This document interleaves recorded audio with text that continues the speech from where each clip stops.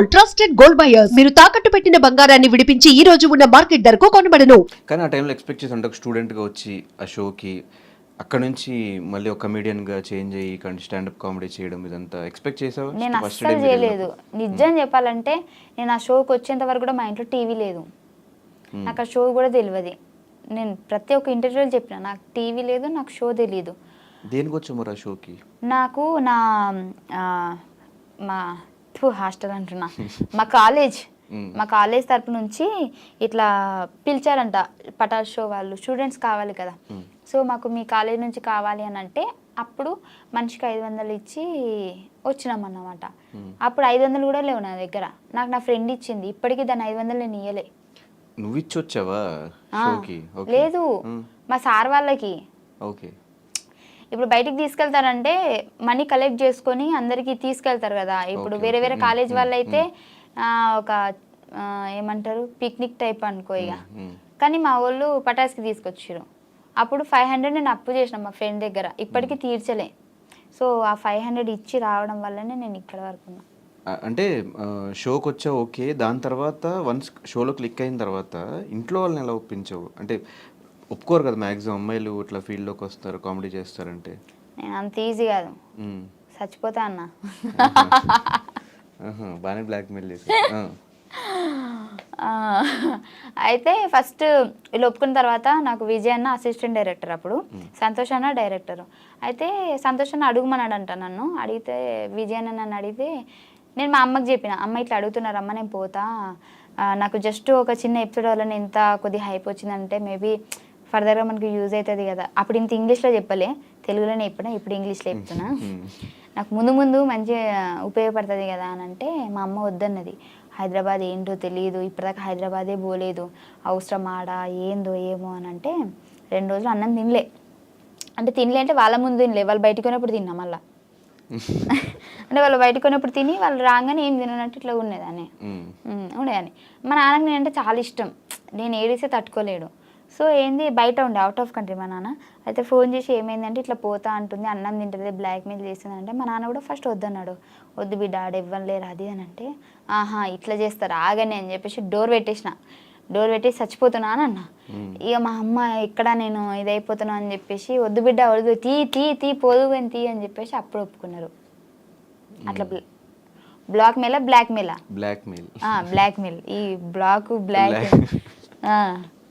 Okay. కానీ 2.5 years పేమెంట్లు సరిగ్గా లేకుండా ఇంట్లో వాళ్ళు కూడా ఈవెన్ సమాధానం చెప్పుకోవడం చాలా కష్టం. 2.5 సంవత్సరాలు నువ్వు పని చేస్తున్నావు, డబ్బులు సంపాదించుకోలేకపోతున్నావు, ఎందుకు నీకు అవసరమా యాక్టింగ్ అంతా అనేవాళ్ళు కూడా ఉంటారు. 2.5 years నువ్వు అస్సలు ₹1 మిగిల్చుకోకుండా నీకు వచ్చిన దాంట్లో సంపాదించుకుంటా ఎలా ఉండగలిగావు అసలు? అంత ఇంట్రెస్ట్ ఏంటి నీకు యాక్టింగ్ మీద?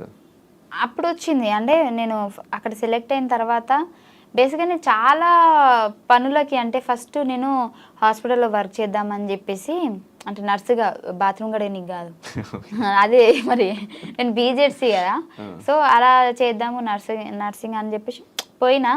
అక్కడ 6 months ఉన్నా, అది కాలేదు. మళ్ళీ నాకు ఎందుకో అంటే జీతం తక్కువనే, మళ్ళీ వర్క్ కూడా ఎక్కువ అనిపిస్తుంది, ఏంది సెట్ అవుతుంది కదా, మళ్ళీ వచ్చేసిన. స్కూల్ చెప్పిన, నాకు చదువు రాకపోయినా చిన్నపిల్లలకు చదువు చెప్పిన. అంటే డిగ్రీ చేసినా కదా, నాకు వచ్చో రాదు వాళ్ళకేం తెలుసు. నేను ఏబిసిలు చెప్పిన, మాత్రం అదే ఇది నాకు. అక్కడికి వెళ్ళిన, అది శాలరీ తక్కువనే. మళ్ళీ వచ్చేసిన అక్కడి నుంచి. మిషన్ కుట్టడం నేర్చుకున్నా, మిషన్ బ్లౌజులు కుడుతున్నా. అప్పుడే స్టార్టింగ్ కుడుతున్నా కానీ ఫెయిల్ అయిపోతున్నాయి. మా అమ్మకి పాపం ₹100 పెట్టి జాకెట్ ముక్క తీసుకుంటే కుట్టి దాన్ని చంపేస్తున్నాను అన్నమాట అప్పుడప్పుడే. ఇంకా మంచిగా ఉంటే మంచి డిజైనర్ అయ్యేదాన్నేమో, నీకు డిజైన్ అంటే డ్రెస్ కూడా కుట్టించేదాన్నేమో నాకు తెలిసి. కానీ ఆ దేవుడు అంత అక్కడితో ఆపేసిండు. ఆ తర్వాత నాకు ఇది వచ్చింది. నాకు దీంతో ఏంటి అని అంటే నాకు అర్థమైపోయింది, చాలామంది నాకు ఆ ప్రోమో వల్ల మా ఊర్లో కూడా మా అమ్మ ఎటన్నా కార్ఖానకు పోయినా ఎటు పోయినా కానీ మీ బిడ్డ టీవీలో కనిపించింది, మస్తు చేసింది అని చెప్పేసి ఒక చిన్న ప్రోమోతోనే హైప్ వచ్చేసింది. నాకు అనిపించింది దీంట్లో ఫ్యూచర్ ఉంటుంది అనిపించింది. సో నాకు యాక్టింగ్ రాకపోయినా సంతోష్ అన్న నన్ను 2 schedules ఎక్కియలే స్టేజ్, నేను నీకు నేర్పిస్తే ఎట్లా చేయాలనో అని చెప్పేసి. ఆయన డైరెక్టర్ అయ్యుండి కూడా, బేసిక్ డైరెక్టర్ అంటే నువ్వు ఇప్పుడు ఆడిషన్ ఇచ్చినా కానీ వాళ్ళు చేసేది చూసి నచ్చితే తీసుకుంటారు, లేదంటే లేదు కదా. నాకు యాక్టింగ్ అంటే ఏంటో తెలియకుంటే, నాకు ఇప్పుడు వాళ్ళకి షో జరుగుతూ ఉంటుంది అక్కడ, నాకు ఇక్కడ కూర్చోబెట్టుకొని అలా కాదు ఇలా ఈ సెన్స్లో చేయాలి ఇలా ఇలా అని చెప్పేసి స్క్రిప్ట్ కూడా ఆయనే చెప్పేటాడు, 2 షెడ్యూల్స్ నాకు. ఆ తర్వాత నుంచి నాకు అలవాటైంది. మెమరీ పవర్ ఎక్కువ ఉంటుంది కదా నీకు? అవును, చిన్నప్పటి నుంచి అంతేనా? అట్లా అంటారు కానీ నిజంగా లేదు నాకు. మెమరీ పవర్ ఉండి మంచిగా చదువుకొని జాబ్ చేసేదాన్ని కదా. స్టడీస్ ఎట్లా ఉండేవి? టాపరా? 10th వరకు టాపే, ఇంటర్లో మీడియం, డిగ్రీలో లో. ఎందుకురా? డిగ్రీ కదా అప్పుడు. డిగ్రీ ఫినిష్ చేసావు అసలు? ఫినిష్ చేసా కానీ లాస్ట్ 2 సెమ్స్ రాయలే. ఎందుకు ఇంకా ఇటు వచ్చావు? అప్పుడు పటాస్కొచ్చా.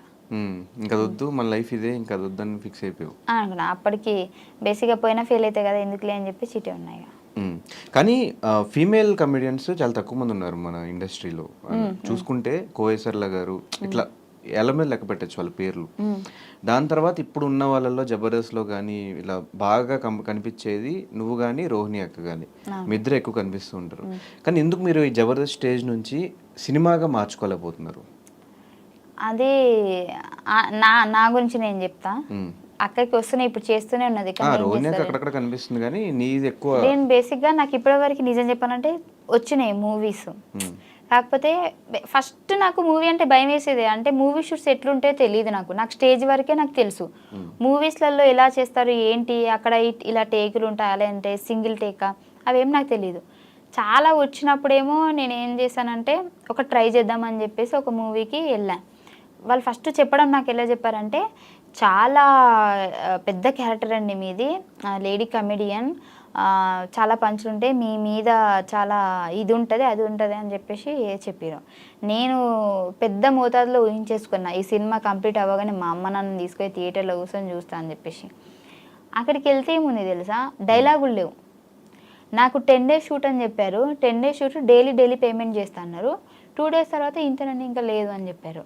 కానీ చూస్తే నాకు డైలాగ్లే లేవు. నార్మల్ ఒక డైలాగ్ ఏదో ఉన్నట్టుంది, అది ఎడిటింగ్ చూస్తారో లేరో నాకు తెలియదు. నిలబడే ఉండాలి, పని మనిషి క్యారెక్టర్. అంటే పని మనిషి క్యారెక్టర్ అని నేను చెప్పట్లేదు, పని మనిషి క్యారెక్టర్ అయినా యూజ్ చేసుకోలేదు నన్ను అని నేను చెప్తున్నా.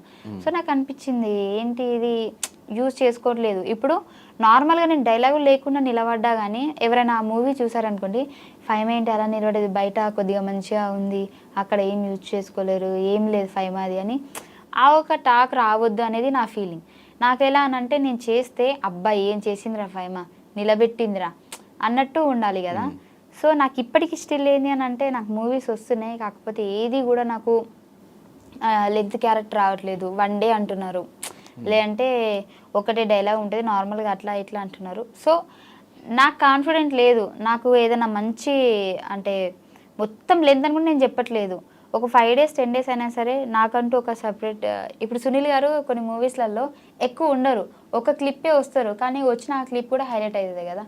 అలానే నేను ట్రై చేస్తున్నాను. 2-3 ఇలాంటివి వచ్చాయి, కానీ నాకు డేట్స్ కుదరలే. వాళ్ళైతే సినిమా మొత్తం అన్నారు మంచి హీరో, పాపులర్ హీరో, కాకపోతే నాకు వాళ్ళు ఏమన్నారంటే మొత్తం 45 days మీరు మొత్తం మాతోనే వచ్చేసేయాలి, మొత్తం అంటే సినిమా కంప్లీట్ చేసుకొని రావాలి, అప్పటిదాకా హైదరాబాద్ రాము అని చెప్పారు. మధ్యలో నాకు జబర్దస్త్ షూట్స్ ఉంటాయి కదా.